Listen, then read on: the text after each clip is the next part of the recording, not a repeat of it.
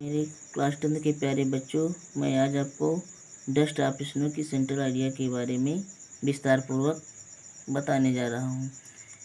Dust of snow, जिसके poet Robert Frost हैं, ये सुंदर कविता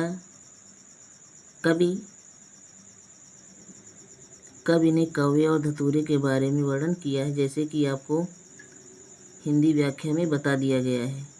अब हम इसकी सेंट्रल आइडिया की ओर चलते हैं।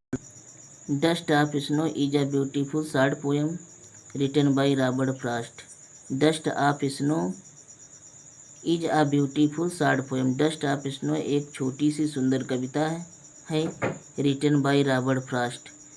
रॉबर्ट फ्रॉस्ट के द्वारा लिखी गई है। This poem express the small significance of small things. यह छोटी कविता छोटी वस्तु के महत्व के बारे में बताती है।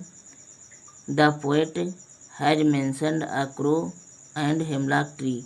इस कविता में कवि ने एक कौवा और हेमलॉक ट्री के पेड़ का वर्णन किया है, पेड़ के बारे में उल्लेख किया है। That are believe to be symbol of bad omen, जिसको विश्वास किया जाता है कि वह खराब अपशगुन का प्रतीक है।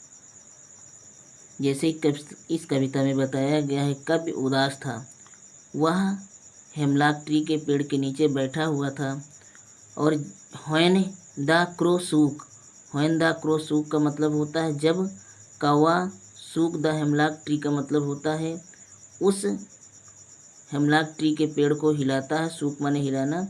एंड डस्ट ऑफ स्नो, और बर्फ के कण फेल ऑन द पोएट्स, कवि के ऊपर गिरते हैं।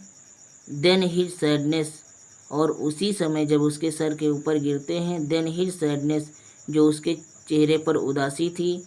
मूड चेंज का मतलब उसकी मनोदशा बदल जाती है। इनटू हैप्पीनेस का मतलब प्रसन्नता में। जैसे ही कवि के ऊपर